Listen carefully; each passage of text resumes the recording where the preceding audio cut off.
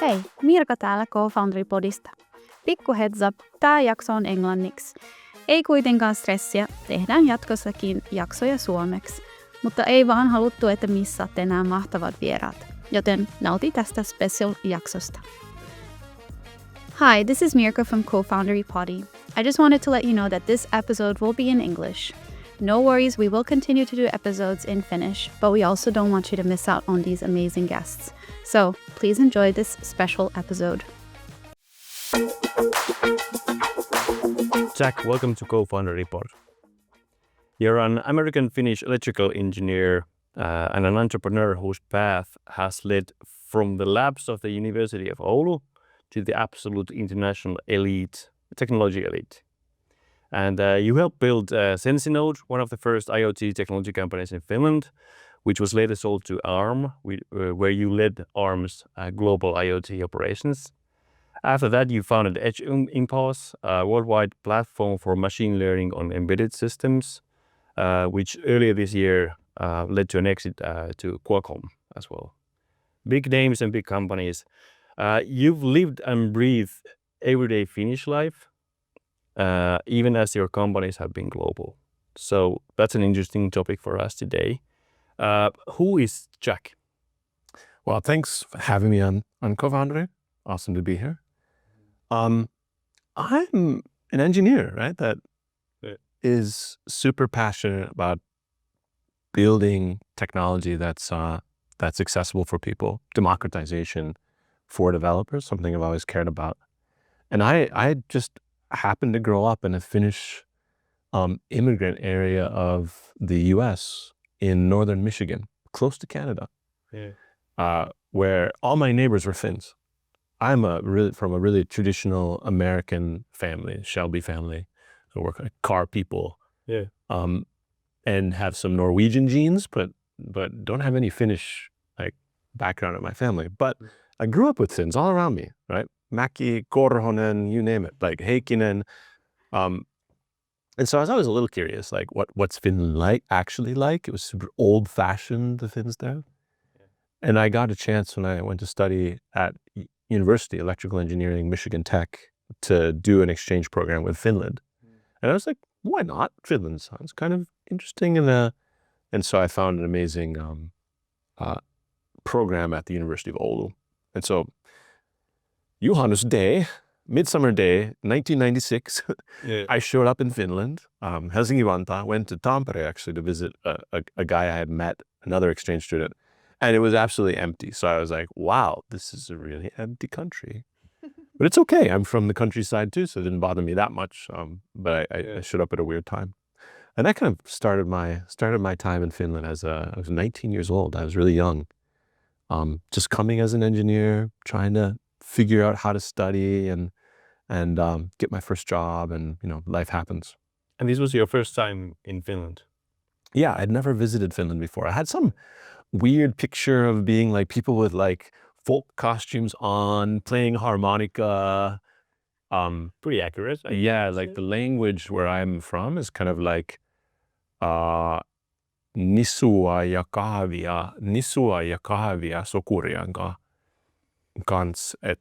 It's tosi vanhaa. It's really old language that people speak where I come from. So I had the very old eminent stage. Not that old. But no, I get it. The Finnish community in Montreal is the same. They've kept the roots of Finnish traditional culture. Yeah, really old culture from like the late 1800s when they immigrated, or early 1900s. So, but I was curious, like what Finland's like and what is Europe like. But that was my first time to Europe actually when I took that flight on Midsummer Day to Finland. Yeah, so I just first came to study, exchange student, see what it's like. But something was kind of magical at that time about Finland and like Oulu especially. In the 90s? In the 90s, yeah. As the home of Nokia mobile phones and Nokia networks, like Oulu was where things were happening. Juha Hulko had just built Electrobit at that time, and yacht automation and all. Like if you were a technologist, and I was really like motivated, I had a burning desire to go build cool new technology.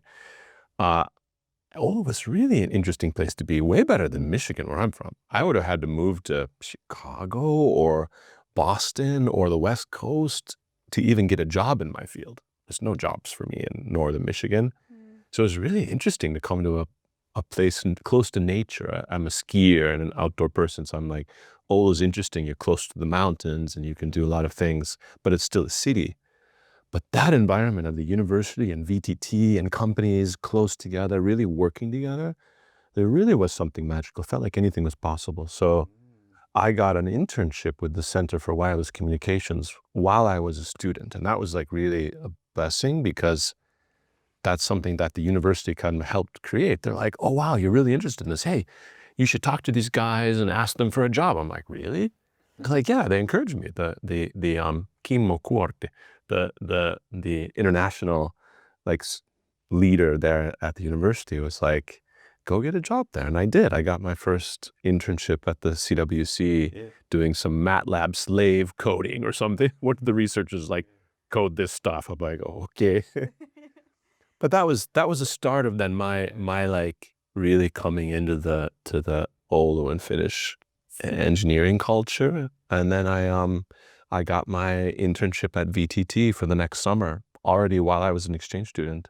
Yeah. Went back home for a little bit to get some stuff and came back straight back again next summer and worked my first full-time job. So my first job as an engineer was at VTT, 1997 summer, something like that. Wow. Yeah. How did you select technology, or did technology select you? Yeah, that comes from, I think, the things you're interested in as a kid. I was really like a nerdy child. I did a lot of sports. I was a competition downhill skier and playing soccer. But then in my spare time, I liked to play games and play with electronics. And so I just started having my own hobbies of fiddling with computers. This is when it was like DOS going to Windows, and it was the early days of computers in the US. I had a Commodore 64 when I was 8 years old, left over from my dad. And so I just created my own world of technology that gave me a thing that I was interested in. That was the beginning of engineers turning into entrepreneurs, right? It was in the US, you also had this rise in the mid to late 90s. It started earlier, but kind of the peak really was at that time where truly engineer-minded people were becoming entrepreneurs. How did you already see yourself early on as an entrepreneur? Absolutely. You did? Absolutely. Yeah, I was going to be the next Steve Jobs. Really? Oh yeah, That's amazing. The Apple guys were an amazing story, even though I wasn't really an Apple user. I was definitely more in the Commodore 64, DOS, Linux kind of route. True engineer. True engineer, really nerdy. But yeah, absolutely. I was like, I'm gonna go to Seattle. I'm gonna work for Microsoft, and then I'm gonna go do my own thing. Yeah. And so I kind of built my own technology kit as a youngster, and then going into high school, I started my first company actually when I was 15, 16, called CompuTeach, because I noticed that there's a bunch of old people that bought computers. They have no clue what to do with a computer. They're they have this thousands of dollars worth of computing equipment. I had no clue what to do with it. So I'm smart youngster, I'm good social, so I was like, I'll teach you how to use your computer. I'll set everything up. I'll train you on how to use Word and Excel and how to use the internet, how to really get something out of all this stuff. And you pay me $35 an hour. Nice. And these adults were super happy. They're wow, you just saved us. We had no idea what to do with this computer. Yeah. And so I actually worked my way through high school. I actually moved out when I was 16 on my own and worked my way through most of high school doing that, working at a computer shop. And then I ended up doing Visual Basic and Microsoft SQL Server kind of business solution consulting. So I would just make a simple UI front end for some data for different companies around my home region. And so I managed to kind of make a little career for myself. And I moved to Seattle right when I graduated from high school. I packed up my car, packed up my computers, drove to my aunt's house in Seattle, and literally tried to get a job with Microsoft. Yeah. So I did that without going to university, by the way. I just was I know how to code. I'm a technologist. Seems like you're a goal-oriented person. Yeah. Sure. Look, this is my goal. I will work towards it. Yeah. So I went there and I didn't get a job at Microsoft. It was hard. It was brutal. There's all these job offerings for like test engineers at Microsoft. I'm not going to hire some 18-year-old kid with no university experience. This was like the days when you had to have like Some creds. You had to like know somebody and have experience. I didn't have any of that. So I got random jobs in big Seattle companies doing like this kind of Visual Basic consulting. In fact, my first job, real big professional job, ended up being for a 1-700 company. Not many people know this. I'm not proud of it, but 1-700 companies are the ones that do all the phone billing aggregation for sex lines, psychic lines, all kinds of other like crazy scam paid phone numbers where people used to call and talk with somebody. and they would accumulate a bill. Yeah, they aggregated all the billing from AT&T and then they sent the money to those entrepreneurs. They're entrepreneurs, right? There was somebody at home, like a single mom was like, I'm gonna make money like this. And they actually like did all the payments. So I was doing the database and Visual Basic like payment systems for like tens of millions of dollars going through these 1-700 lines for this company in Seattle at 18. Very cool. That was my first Very job. cool. And I realized that I better go back to university and learn how to do something real. Because I'm like, when I finally realized what is it I actually do, I'm like, You should have that on your LinkedIn. You should add Super cool story. How did you end up founding Sensinode? Or how did you, like, you came to Oulu and you had the PTT kind of summer internships and so on. What was the bridge? Well, I liked being a research scientist. That was kind of how I started out my career. I did see myself as wanting to get really deep into technology. So I got my master's degree from Oulu, stayed in Oulu, got my master's degree, diplomi-insinööri, sähkötekniikan tutkinto. I had an amazing professor and kind of mentor, Professor Petri Mähänen, at that time at VTT and in Oulu. He's now a professor at Aalto, vice dean at Aalto. Petri and I have stayed together all these years. He really gave me that first kind of encouragement to go after my passion for doing like wireless and internet. I was always interested in the internet in those youth nerdy days. The internet was just becoming available and I was there trying to hack the Unix server at the university to figure out what else I could do, right? I was doing that kind of stuff. And so I was super interested as you have like wireless and embedded things. Could they talk with the internet? And so I started doing research in kind of the early days of that stuff early in my career. In fact, my first summer job, I put a weather station on top of, it's actually a Vaisala weather station. Vaisala is an awesome company. Vaisala weather station on the top of the roof at VTT, and I connected it to the IPv6 internet with a little embedded Linux card back in the late 90s. And that thing still runs. It's amazing. That's pretty amazing, yeah. 20 plus years of weather data collected on the same Vaisala Moz weather station on this basically the same software stack. They've upgraded the hardware once, talked to the guys. It's still running. And all the biologists at Oulu, they use that weather station for their research papers. Yeah. So it's the single source of the same weather data at the same location after so many years. It's super interesting. So that was one of my first projects at VTT. So I got into that world of research and kind of like pushing the limits of technology.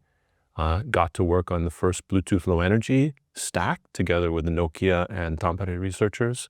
So what you now know as Bluetooth Low Energy was actually BT-LE, Bluetooth Low End Extension. Love acronyms. And we were running very low power internet protocols over that in the first generation. So my team was building that kind of stuff together with the Nokia researchers. Yeah. So I got to do some really interesting, like very future facing research things in the early 2000s. And at some point I did so much technology development, open source projects. I was really starting to push the limits of like, how could you combine the internet with these small devices, battery powered things that run Bluetooth, and nobody cared in industry. That was my interesting, like, I believe the best startups are created because there is a block, there's a wall, there's some thing holding back something that's disruptive. So I think of this like there's a disruption wall. So wait, nobody wanted to put internet small devices? Nobody. We did projects with IBM, we did projects with Nokia, we did projects with big industrial companies, we did projects with paper plants. And us researchers were showing that actually we can do this. This is better. It's more open. It's going to create more opportunities and business for everybody. Every single company we work with, no, too disruptive. Does this have internet, your ring? It has Bluetooth. Bluetooth, yeah, connects to my phone. You think about how much the world has changed from... Yeah. It has Bluetooth. Was it like they were defending their territories or? Yes, exactly. Like, oh, we're Emerson. We have the Emerson proprietary industrial communication bus. This is what makes us special and defends us from it's proprietary stuff. And like I've even been in those days, I went and gave a speech at a Zigbee conference and got booed off stage. Really? Wait, what? Booed off stage. Conference. Zigbee was this proprietary thing that really doesn't even exist anymore. That was like super proprietary, like communications, and you had to have all this special stuff. It wasn't really something open or open sourceable or something you really put on the internet. And so all these little organizations and proprietary things were all very defensive of the internet. The internet was scary. It's kind of like what's happening with AI now. Like it scares people who haven't like adopted it and understood it. The internet was super scary for people back then. And I was the prophet of the internet. So I'd show up at these conferences and give a speech about how this is going to change the world and how things are already happening. And it's still scary for some people. And so this was in the US though. No, this is in Finland. People booed you off stage in Finland? Oh yeah, I've been required. So yeah, I've had that in Finland. I've had that in the US at conferences I've gone to, like in the early days of this stuff. So what I found is eventually my team was leading a team doing this at the CWC in Oulu. We were all just super frustrated. We're like, what is this that nobody will even adopt this? It's like we did all the work. We published all the papers. We even published the open source code that shows that this is possible and better, and nobody's adopting it. So you saw the future there, but the Internet of Things. Before it's called that, we called it nano IP. And it was like we make the internet really small, and it wasn't called Internet of Things back then, but it was like, hey, we're going to put the internet in these things and just make them all compatible with each other. And so we got so frustrated, we were like, screw this, we're going to start a company and just give it away and somehow figure out a way to make this Internet of Things happen. That was our vision. So there was this like disruption wall or this like resistance wall where like you couldn't go through with the current players and atmosphere and industry. There's just something that was so disrupted that it was too scary for the existing players to do. So we started a startup because we didn't know any better. It's not because we had we're going to make this successful company. We're like, literally, we didn't know any better. The only thing we could do is we got so desperate, we left the university. We had an amazing professor, Matti Latvaho, huge kudos for Matti. He was like, every other like person in the university was like, no, don't do this. Don't start a company. It's too scary. You're going to die of starvation. You're going to come crawling back for a comfy job. And Matti was totally different. Matti was like, no. Oh yes, you are doing this. Like I'm giving you anything you need. You want to use our laboratory. You want to rent some office space from us. We'll do it for cheap from the university. So we literally were like incubated in the university, starting a startup because of Professor Latvaho. I think he was an outlier at that. Totally an outlier. Even now, those kind of persons. Even today, he's a special kind of like forward-thinking, open-minded kind of professor. And so that gave us the encouragement to go like start our first startup. Me and three of my researchers, we went and started Sensinode. We had no idea what we were doing. Even though I am business oriented and American, we had no idea what we were doing. We're like, didn't know how to do branding, didn't know how to do business models, didn't know how to legal. So we really had to figure out stuff the hard way. But what ended up happening is that we created a technology stack and kind of a movement of how do you bring the internet into the world of connected things that aren't full computers. And we just made it so big and so loud. It's so open source and so that people couldn't ignore it. We literally like forced it through the industry to the point where people had to start adopting it. And that worked. We actually flipped over most of the industry. We wrote the standards that made it something that everybody today really does make use of that stack in different ways. It's built into kind of everything that does this type of communications. But we were like 10 years too early. Yeah. And so that's always the painful part of startups. If you want to be the pioneer in a new technology that nobody's ever done before, you're probably a decade too early. It's going to be extremely painful. Yeah. And you'll kind of like survive your way through to when it starts to really pick up. Yeah. And then you can get lucky and be successful. But the same goes with Oura, for example. We talk about Oura earlier. Oura was massively early, working with biohacker conferences in the early days, and really difficult to get traction with the mainstream. And so this is this amazing, famous crossing the chasm problem we have as founders. Like if you're on the early sides of that chasm before you don't even see the chasm yet, that was like Sensinode. It can be a really rough ride. So you have to be like super passionate about that vision. It can't be about building this business. So it's got to be about a long-term vision. You mentioned about movement, that you got those. I would imagine that these early adopters to join your movement, and then gradually you started building up some kind of a way forward there. Yeah. But what was your intrinsic motivation there? Because it requires a lot of intrinsic motivation to go forward. Was it to prove yourself somehow on the technology side or as a business, or? I didn't so care about proving myself. I'm not that interested in that. Some people want to prove themselves to other people, like look what I did, or some to yourself, or I think was it just like a right path to go forward? Not even that. The thing that was burning for me is some kind of righteousness that this is the right way. This is the way. This is my vision. This is how I always build the best companies, is starting with vision of how the world will be. You gotta be, I mean, you need this sort of self-confidence that I see the future and that makes sense and that's the right way. Requires like a level of self-confidence, and it's not necessarily like it's not a negative self, it's a positive thing that to have this. Completely crazy, but you do have to have that for these big, visionary plays. You really have to have that. You got to be willing to stick with it for a decades could take. So ours was like we really believe that the internet is going to change the world of things. It is going to connect and open up and make this so much better that it will happen. The internet will change the world of things. Like that was our vision. And our mission was that we're enabling the protocols, the communications to make that happen. We will do whatever it takes to make that available and enable companies to go take advantage of the technology. And that I think is really important with like big like vision-based changes, is that you have to be very open on how you end up making it happen. So we first started out producing hardware and open source protocol stacks. Hardware, like we were producing hardware and selling hardware to universities and corporate R&D groups. That's how we started getting traction.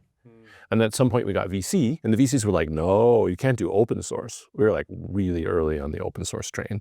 Nobody had done open source stacks before. They're like, no, you can't do open source.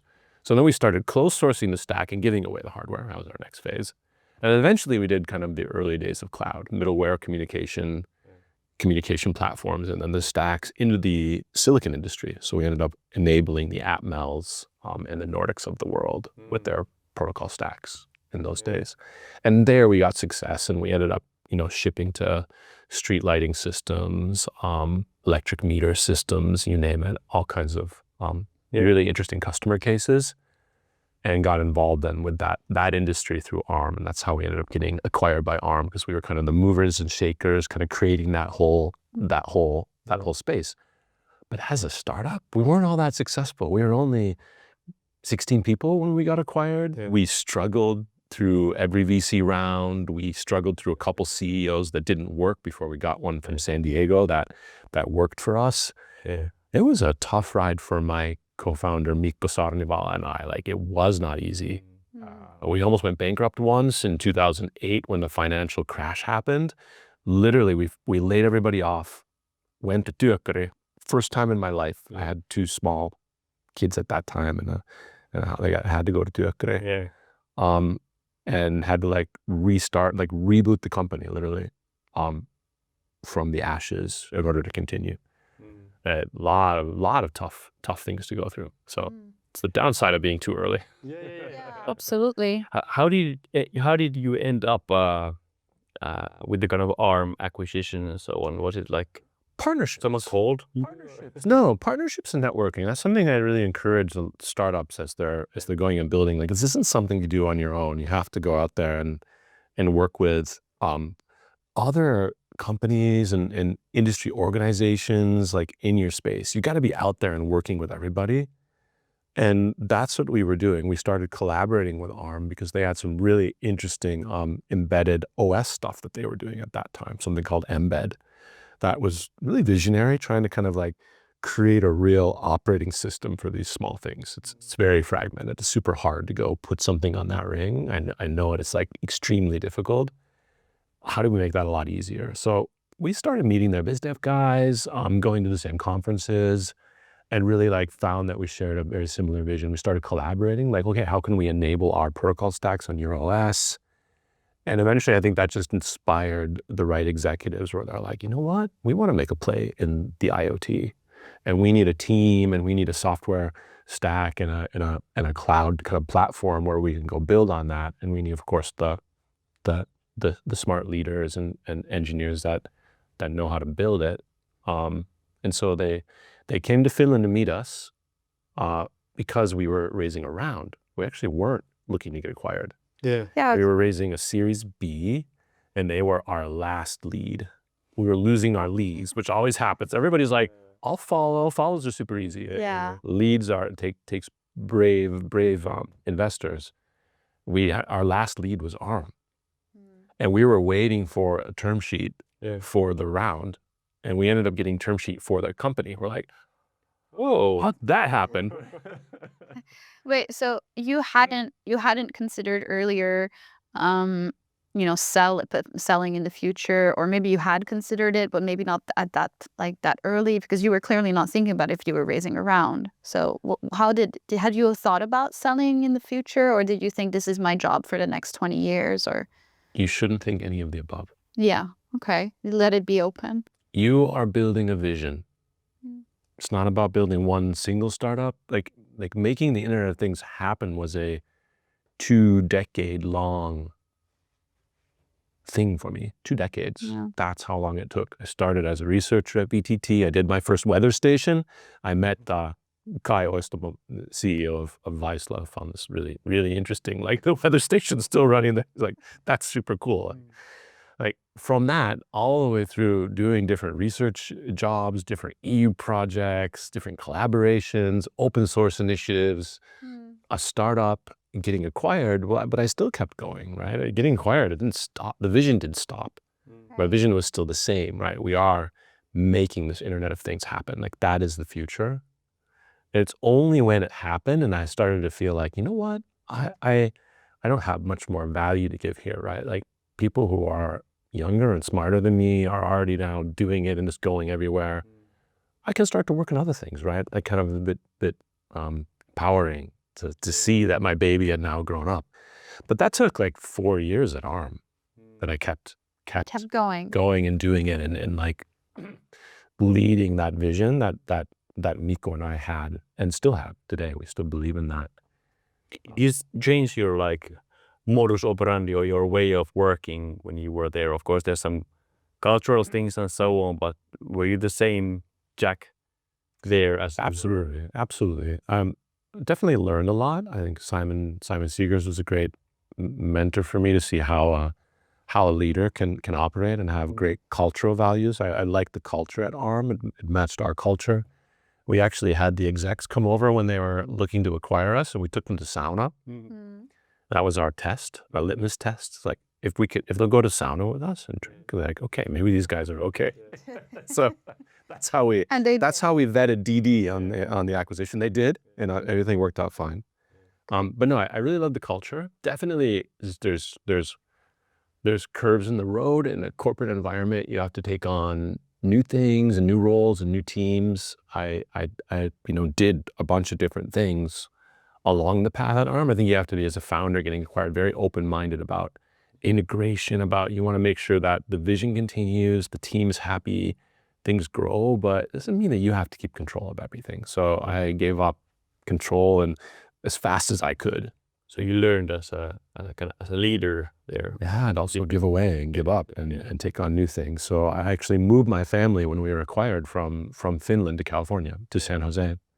And my co-founder stayed in Oulu. Yeah. And that's how kind of I took on a new role, like on the Silicon Valley side at ARM, and Mikko stayed here. And so that was really interesting. New opportunities, new things, learning a lot, like from that kind of corporate environment. Like they made me a corporate spokesperson. We were just talking about that for like public analyst and investor comms. They were just like, okay, Zach, now you're a corporate spokesperson. I'm like, what does that mean? Oh, we're going to put you in front of a big group of reporters and they're going to ask you difficult questions. I'm like, okay. Zero training. They're like, founder, you must be able to do that. I'm like, wow. So a lot of really interesting new things. I liked it a lot. I liked the culture, so I fit in, and I ended up staying for 6 years at ARM.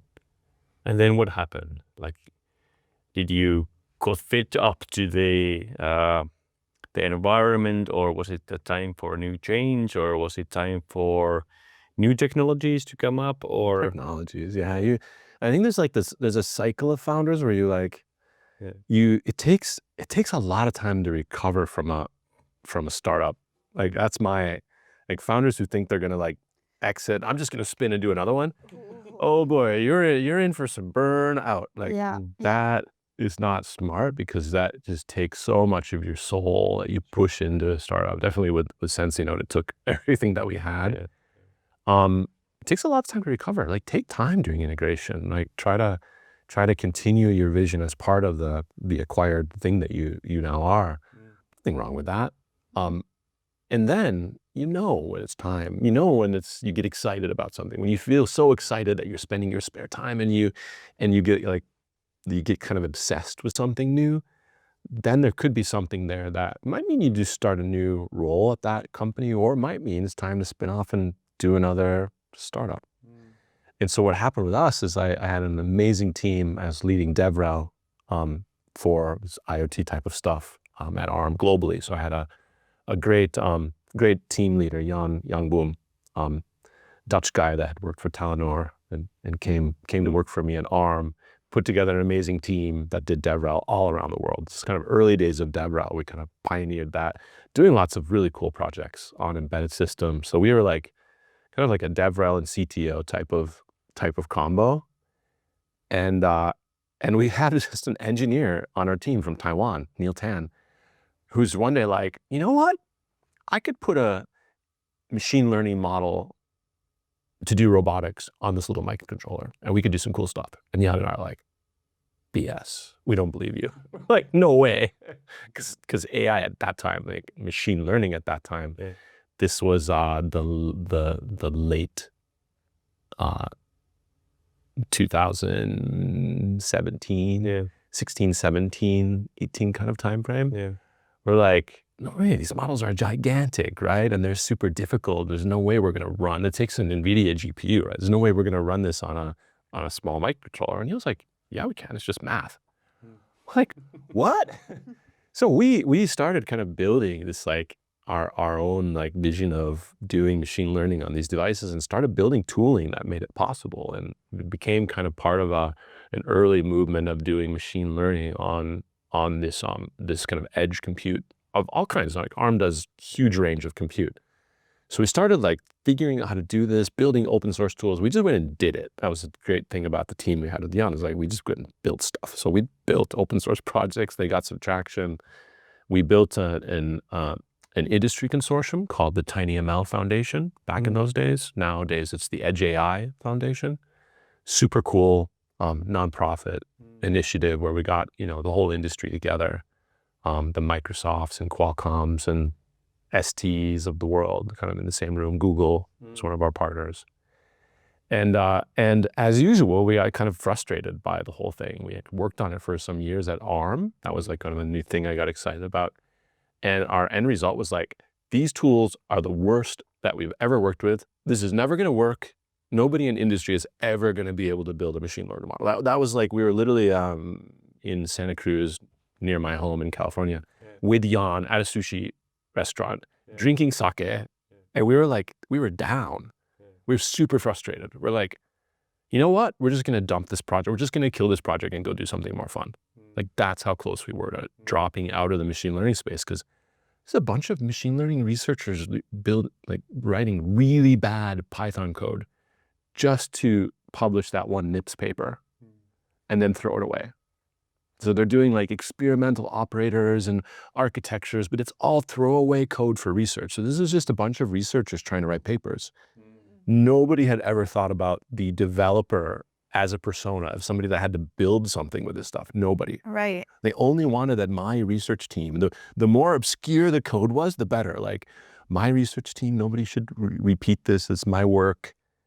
And that was the tooling that they were publishing, like from Google, right? That was the TensorFlow tools in those days to go build this stuff. The experience was horrific, right? It was like one guy at Google who could train a model and one guy in our team who could actually use the model.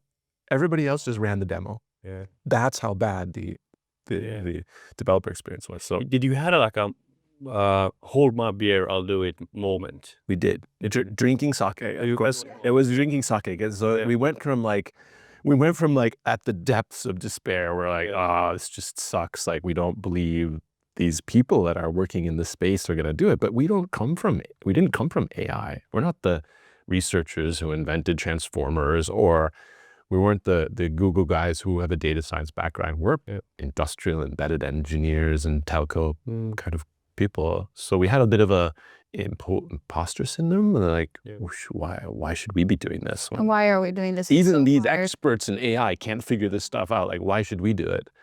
And that was that like depths of despair. Like these people are not going to figure this out. This is just going to continue with this like super difficult, never going to scale. Like this is when Gen AI didn't exist yet, and AI was not cool.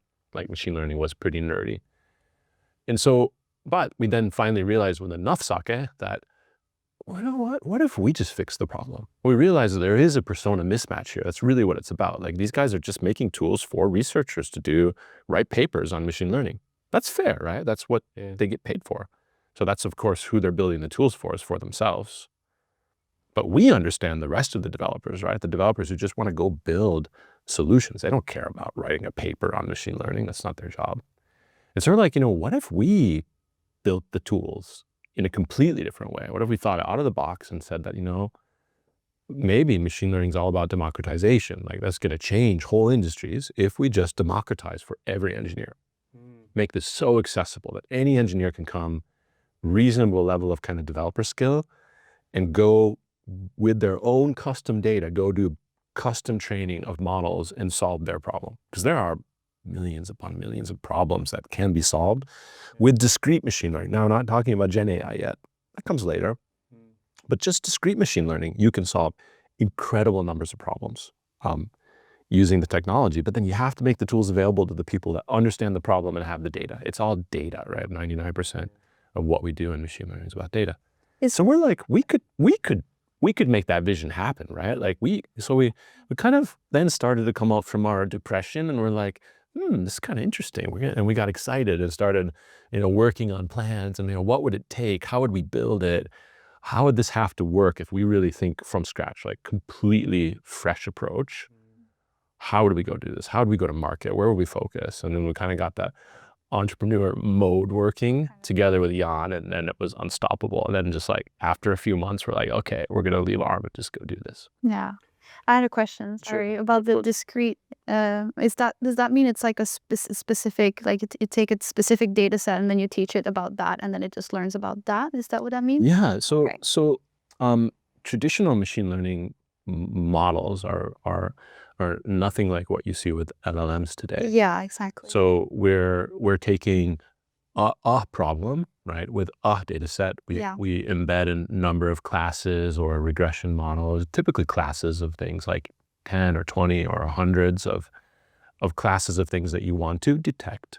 And we train that on data. We can do a kind of fine tuning, so transfer learning as well to kind of bring in a little bit of new data, but it has a discrete task. Yeah, It doesn't have a worldview that understands everything. Even computer vision models, most of the time, need to be retrained and specialized or combined. So these are very like discrete, specialized models, and the best ones with the most value are very specialized. These are industrial customers that have, we've had customers doing drill bits for drilling in stone, where there's certain vibrations that they need to detect to optimize the drilling. As like the number of applications are just amazing, right? Audio, sensors, cameras of different types. But it takes that data and that industry knowledge to really be able to get the value of it. It's not just something that somebody creates some off-the-shelf model. And we fooled ourselves a little bit with CVE too, where we're like, oh, there's a yellow model. You just stick it there and it does everything. That is not at all how it works in real industries. So we got kind of the wrong idea what AI was about in the early days. Have you seen Silicon Valley, the TV show? Yeah, of With the hot dog or not type of a thing. That's so painful to watch. It's way too painful. It's pretty real. So many founders have told me, and I mean, I have never built a tech company, because that's not what I'm into. But so many tech entrepreneurs have told me that it's so accurate. There's like, it's real. Like I've seen something. I'm like, that actually happened. I saw it. I was there. I'm like, wow. And it feels crazy when you watch it. You think that's crazy, and then you turn around and you hear a similar story from another tech founder, and you're like, oh, okay, this is real. Yeah. As an entrepreneur at that sake moment or so, did you see or recognize patterns from the earlier life, and that you can foresee future? I think it's just more experience. It's more just experience. Like I think I saw finally, like we got a lot of experience in DevRel and kind of developer personas, something I'm passionate about. And so we're like, okay, we're like seeing a pattern here. That's something I got later just working at ARM. I didn't understand that so well in the Sensinode days. And then, of course, we had some confidence from having done a lot before that, if it's about the industrial developer, we know these people. Like these are our people, right? And if it's about doing an edge compute, like this is our industry, we know all the silicon people, like coming from ARM, we know everybody. So yeah, that's something we have confidence in. This doing AI research and writing papers at NIPS, that wasn't Jan and I's like specialty.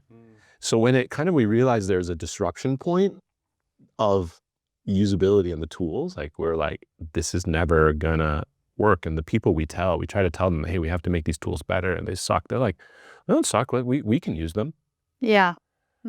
That's where we got. That was like this disruption point where they didn't see or didn't care to change how they were doing things. But when the way to go around the disruption point was like in our court, we're like, yeah, we know how to do this stuff. That got us that kind of like inspiration. And then later when we started then working on the case, that's when like the entrepreneurial experience kicks in, where we're like vision, mission, culture. Like we spent a month working on culture, just culture alone, right? Solid culture from day one. That's something I learned earlier. You really have to get down. So then we were just able to do a lot of the right things. We had the confidence to go fundraise. We knew how to build. We could do it with our own money. We made enough money that we could just bootstrap from the beginning. Right? So we were able to do a lot of things like way better, 100x better than my first startup, because we had some experience. Made it way easier. And then being in Silicon Valley is a big difference, right? That's the other kind of interesting experience I've had, is like I've done startup in Finland from scratch, from the university, right, in Oulu. I've done in between a nonprofit in the UK, something we haven't talked about, but passionate, maybe we go back to that later, passionate about tech for good and education, right? How do we influence future generations? I actually started and ran a nonprofit in the UK while I was at ARM in between. I got some time off to go do that. So I got some experience like doing this in the UK as well, and on the nonprofit side. And then Silicon Valley, we really started Edge Impulse as a Silicon Valley startup from the very get-go. And we fundraised that way as well. Was it easier to fundraise there? What are the like? Not the first round. First round was brutal. I actually had to go and get I remember this funny story. Like I was going around raising the first round. I mean, we're like, this is early days of machine learning. This is not Gen AI hype time. And we're doing machine learning on industrial embedded machinery. This is like super exotic stuff for VCs. They do enterprise SaaS, right? Like that's what VCs, especially at that time, is like, we do enterprise SaaS. Are you like Wikipedia? I actually went to True Ventures, pitched one of my first pitches. And they're like, yeah, so you're like Wikipedia.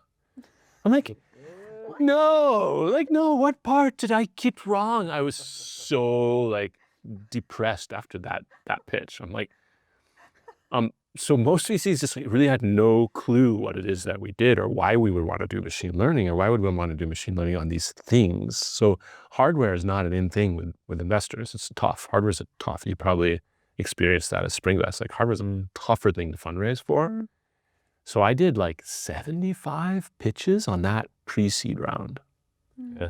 Extremely tough. At one point, I was so down. My good friend Steve Kent from who was at Oura actually later. Yeah. Steve Kent took me to his place, ordered an IV vitamin injection for both of us. He's like, all right, dude, you're gonna die. So I was at his place getting a vitamin IV injection during pitching to like revive my body because I was so done. That was a nice continuation, but just showed like how brutal it was. So not easy at all, even in the Valley, even having a successful founder background. I've exited before. We'd already bootstrapped. Like we had a working demo and we had our first customer. We'd actually signed Oura as our first customer back then, already while we were pre-seed fundraising. So we had a solid set. Yeah. Still very hard. So it wasn't until I got an intro from Francois, the founder of Memfault, who had just raised around himself, and he ended up going with a different VC. But he's like, you know what, Zach? I really like these Fika venture guys. Not Swedish, they're actually in LA, but they like the Fika word from Swedish. LA-based VC, awesome team. TX, Ava, like great team. And he's like, I really like these guys. Like I would have otherwise gone with these guys, but this French guy, I'm French, we stick together. So we made an intro, a really strong intro, and they ended up taking and leading our pre-seed round together with a bunch of great angels that were already, angels were much easier to go like, oh yeah, we're in. The followers, usually. The followers, yeah. Another great follow fund, but that lead was super hard. So we ended up succeeding in our first pre-seed round, but it was not easy. It was just as hard as in Finland to get that first round. Okay. What was the storyline after that? You said that you were a better entrepreneur and you knew more or less what to do. Of course, there's... Oh yeah, we had a plan. We're like, we would take over the world fast. Yeah. So we just needed that first round of funding to get us the first couple engineers. We got our star head of AI from Google, Daniel Situniake, joined us. We got our amazing infrastructure and full stack engineer, Matthijs from the Netherlands. So we could finally afford to kind of start, because we were just bootstrapping that. We're not paying ourselves and just paying for everything. So we got our first engineers and then we were able to very quickly launch. So we literally closed in December. We launched at the end of January. We are fast. So that's the thing when you're on something like this and it's a new technology, like you gotta go fast. So we launched at a conference in the Netherlands. Opened it up to developers. We had our first enterprise customer engagement going so we could show some revenue. And started to get some traction with that. Like opened it up to the developer community, signed up our first 1,000 developers or something small like that over the first couple months. And then we progressively set goals to go take over the market, like piece by piece. I really do believe in Peter Thiel, even though not my favorite entrepreneur, from kind of like, don't like the culture so much, but very smart. And 0 to 1 is amazing in the sense that you want to be a big fish in a small pond and not a small fish in a big pond. So if you think you're going to be, I come here new to this market and I'm going to take over the global market, that's this huge TAM. And I know that VCs want to see that, but that is not something you are going to do. Like you will fail as a tiny fish in this giant market. So you got to be, sure, you can have a long-term ability to expand into a big market. You got to find a smaller market that you can go own. You need to be able to win that and pretty fast. Yeah. So we took that approach of like, all right, we're gonna win the deeply embedded market first, microcontroller type stuff, sensors and audio. We're gonna win that first. We came from there. We know it. We have all the connections. We kind of have the respect in the industry. And so we set that like first goal, like we will win this in the first year. Yeah. And we went all out, partnerships with every silicon vendor. We started to get some revenue from there, really pushed on the DevRel, developer evangelism side, went out and wrote all the cool videos, cool blogs, made the UX super easy. And I think that was kind of our secret, was just like revolutionizing the user experience of developing machine learning models. Because the bar to entry was extremely high in those days. It's gotten better, but it's extremely high. So we could have really eliminated that barrier, showed developers what they could do, and then, got interest from the enterprise customers that were serious about putting a model in a real product. And so we were able to show, sure, some enterprise traction, but we were really able to show like explosive developer growth. So we today are at 220,000 developers. And that was really a hockey stick of developer growth for us, 2xing, 3xing year on year. And so that enabled us to then raise money fast. So then once we had already gotten traction and had kind of done it already, then the investors started piling on in Silicon Valley style. And then it was a lot easier than in Finland, that we had access to as much capital as we needed. We were coming from Europe, we were very conservative in how we used cash. We raise like California, we spend like Europe. That was our strategy. So we raised big, we spent small. That's always how I like to do things now as well. It's like raise enough money that you can go execute through your strategy, and then be efficient on your spend. And there are similarities to linear, for example, and they've been able to really grow fast and profitably. They've been able to do that as well. So we then went all in. We were raising every 6 months for 2 years. Oh, dear. Every 6 months we raised. From your history, or you were in a better position as an 5 million, then we did 15 million, then we did 34 million in under 2 years. It was crazy speed how fast we grew, and the team grew to then 70 people. But that's pretty cool. I think that's a really cool story, because like the pre-seed round being so challenging and trying to convince people that this is real. It's about having the right investors on board. Like I have to say, like TX, our first pre-seed investor, like he is the one that made that next round happen. Like of course, like we had the great team, great vision, we know how to execute, but TX had that connection with that next investor who respected him. And like, your investors do have to help you through kind of the next rounds and really be like on your team to help you pitch. So I really value like those investors that could help us understand who the right investors were, spend our time with the right investors. Investors will kill your time if you're not careful, and kind of get that right stack of investors. And we had an amazing stack of board members from investors helping us, like Fika, Accrue, Kanan, and then we even had Kotu as our last round. So big hedge fund size investors. Had the whole stack. I'd love to hear your story. How did you end up with Qualcomm over there, and was it another email that you received? But I just connected some dots on your CompuTeach background. Oh yeah, because I think fundraising and teaching people something new or so, and there's a lot of similarity. Interesting. You need to tell the story, and you need to be able to explain this and so on. You need to understand what's the angle that the person is coming from and so on. True. Being a senior person working with their computer problems or whatnot. So maybe there's some connection there, that you have enough repetition on CompuTeach. And also simplifying something that it could be explained in a very complicated way, but being able to use language that the audience can understand. So when you're speaking to VCs, being able to translate those words. That which not all engineers know how to do. No. A lot of engineers struggle with that because they know so much and they understand so much that they feel the need to like go through the whole. Keeping it simple and storytelling are definitely important Big tools. parts of And I wasn't always good at that. Like I definitely overcomplicated things when I was a young engineer. Just learned over time, maybe public speaking and how to simplify it. That's something I feel and maybe I haven't, maybe things have changed, but I feel like a lot of those engineer-based Finnish entrepreneurs struggle with that. Public speaking is not something that, I speak about that with my partner all the time, that public speaking isn't something that Finnish people learn in school, while as in Canada and in the US, public speaking and, giving essays or speaking in front of the class is a completely normal thing. You learn it, from every grade. And in Finland, they don't very rarely need to do that. So like learning storytelling through public speaking is not something they learn in school necessarily. I don't know if it's changed recently, but I know that a lot of much. No. Right.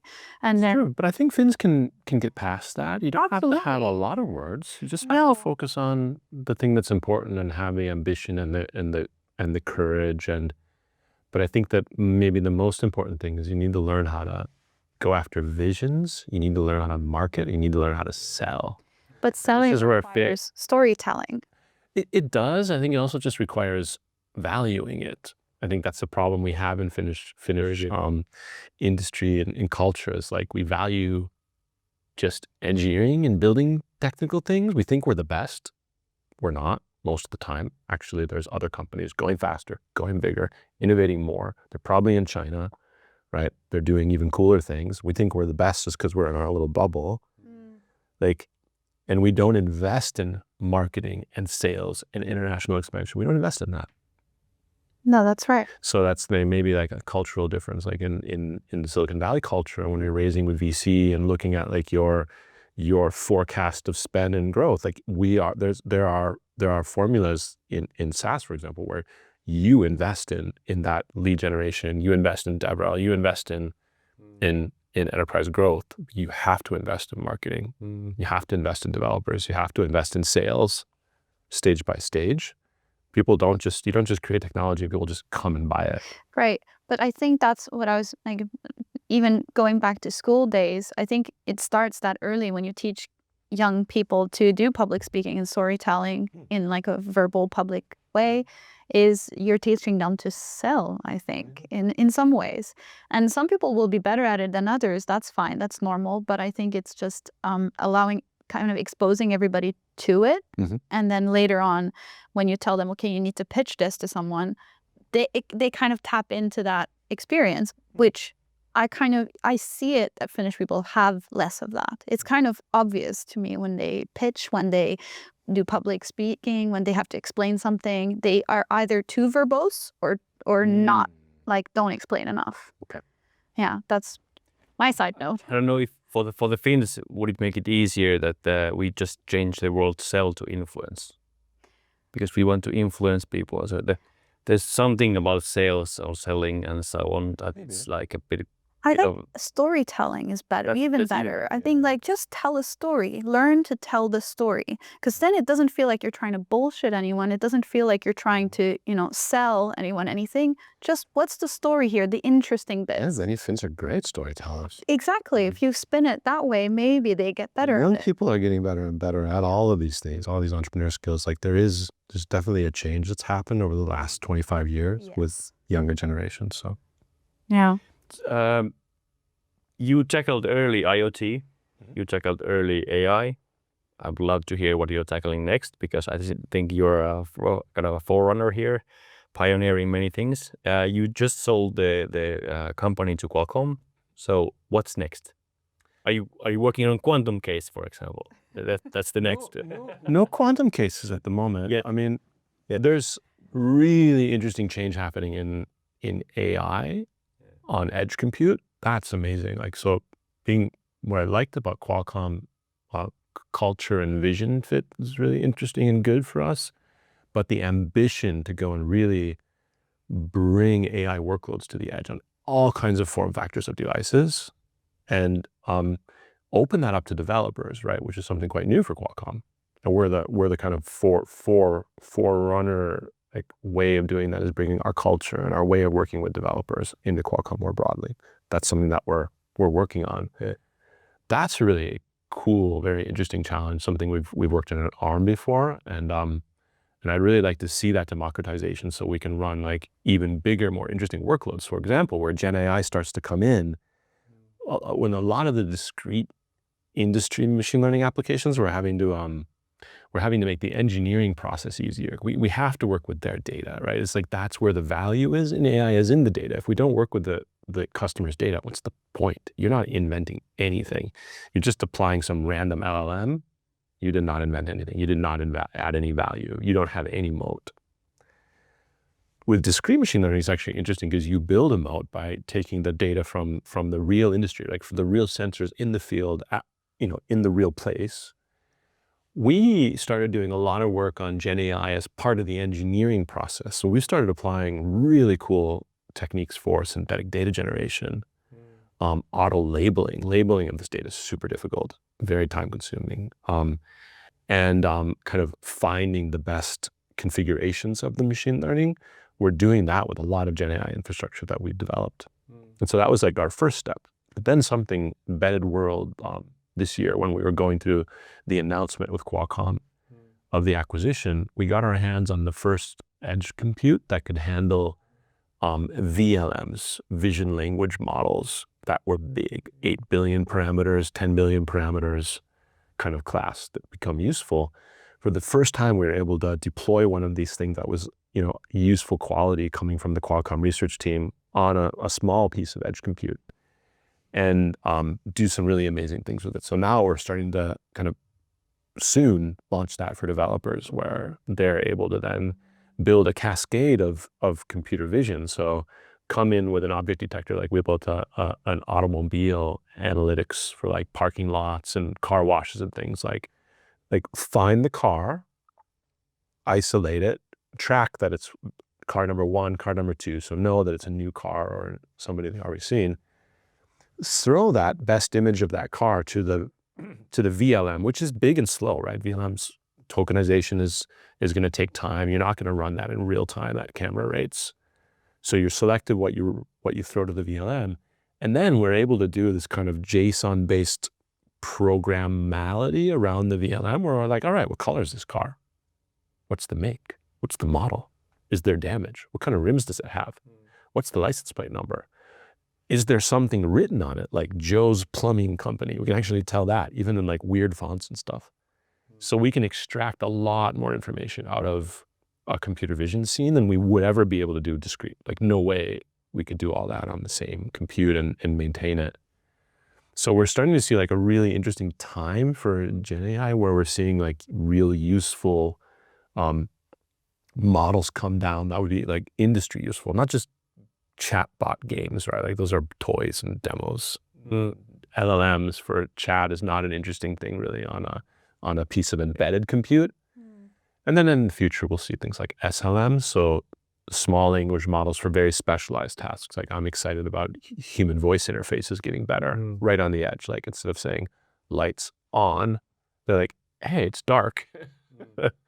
And understanding that it's dark means that I want to turn the lights on. Yeah. It's super tough for a small computer to do that, but that's like where the future of Gen AI kind of making these things more intuitive. So now there's a lot of exciting stuff happening in Gen AI that we're really excited to bring those things to the developers so they can go build with it. So that's great being at Qualcomm at the center of that. But what I'm really passionate about, and that's maybe the American in me or the Silicon Valley entrepreneur in me, is that when you do succeed with a startup, you have to give back. That is the way it works, right? Like succeeding with a startup, getting a great exit. That's not about going to move to Portugal and play golf and drink.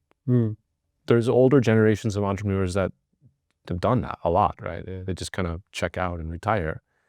But you have a responsibility to give back, right? Like invest in the next round of startups. So always working on cool angel investments, participate as LPs and in VCs, right? I do that. But in particular, I'm really passionate about entrepreneurship for young people in Finland, because we have a gap there, like we were just talking about. It's not always encouraged, or it's not seen as a positive thing, or there's not even knowledge. I talked to one Finn that was 20-something, is like, he's like, when I was in high school, there's no way it was even on the realm of possibility that I could start a company. Not even possible, right? Like I never would think that. It was really interesting. Yeah. So how do we? Really, especially for kids who don't come from entrepreneur backgrounds. So we've spoken to so many entrepreneurs now, and almost all of them have said that someone in their parents or somebody in their family was an entrepreneur. Had a role model. Right. At home, yeah. And that is a common case. Like my dad wasn't a small business. My dad, yeah. So I kind of saw like, it's a tool. You need a job, go start doing something that you get paid, right? Like that's just how it works. Yeah. But we don't have that in Finland. So that's something I'm passionate about. I've been spending my time, and I'm planning to invest. Big, cool announcement coming up pretty soon on how do we enable confidence in entrepreneurship, just skills, right? It could be even like that speaking, right? And that like being able to tell a story. How does economics work, right? How does it work to charge money from someone, and how do you pay taxes? And so it's kind of like demystify that it's just a tool, like having a job.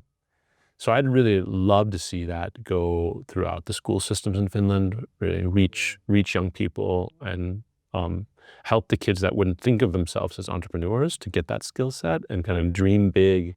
And yeah, some of them become the stars that we see build the next Oura or the next Bull or the next amazing, technology coming out of Finland. And then not just create the technology and then sell it to abroad, but, be the company that becomes the big fish in the international market. That's something we haven't been so good at doing from Finland. Launching from Finland and becoming internationally successful, rare, right? It's hard to do that. We don't often have the confidence and the ambition level to do that.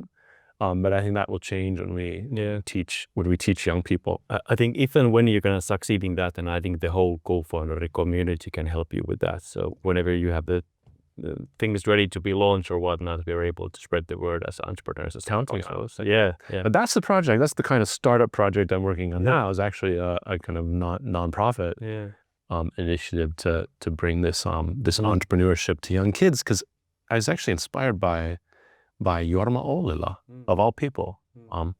I was at the Nokia Foundation Awards early 2014 or something like that, and got an award from that, and gave my talk about like what it's like and how it's hard also to be on this entrepreneur. It's not all just like super easy. It's also telling the hard parts. But then Jorma Ollila got up on stage and he's like, I've just decided to create a Jorma Ollila fund for the foundation, a new fund. He donated 5 million euros of his own money to create a fund to give grants for graduate students to go abroad. And his story was very simple. He's like, I got the chance when I was that age to go on a study position to Oxford. I believe it was Oxford, back when he was a graduate student. And it was that opening up his horizons, right? Going to graduate school in the UK, learning that like different culture, getting those connections, that confidence. Like he said, that's what set him off on his career to be successful. And he wanted to see other young people have that same chance. I was like, wow, it's that simple, right? Like you had something that helped you when you were young, like you should get back to make that happen. So that's kind of always inspired me, like as a role model. I come back to CompuTeach, right? My first enterprise like that. CompuTeaching scale. Yeah, that started me off on this like, hey, I can do this. I get started. I was just teaching first, and then I started programming and delivering software deliverables for companies, and I got a pretty good job at a 1-700 sex line company. I think we have our headlines for the. Hey, I was like OnlyFans before OnlyFans. I was there. It was a change to something. I mean, way early. Fans. Was way early. But I think that's incredibly inspiring, and I hope that other entrepreneurs listening who are successful or will be successful in the near future remember this, that there is. I think it's important to give back. Yeah. Because when you're in the trenches, you're just looking for people to give you a hand. And so, And then some people do, always, I think. So then you be that, you turn around and do the same. Yeah, it's true. Startup founders and startup companies need a lot of help and get a lot of help, right? Yeah. From the community, from investors, from angels, like so many favors and just like good deeds that help these companies succeed. Yeah, it is.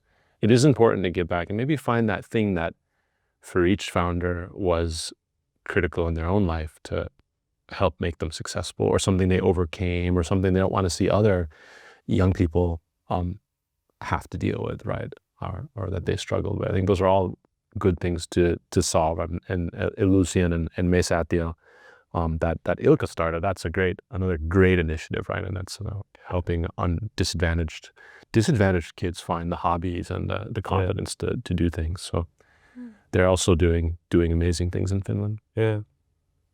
Zach, it has been a pleasure. I think we could have spent a few hours here talking about these things. So very thankful for having us here, or you here, and looking forward to hear your next steps there and perhaps supporting those. Awesome. Kiitos. Thanks for having me. Kiitos. Kiitos.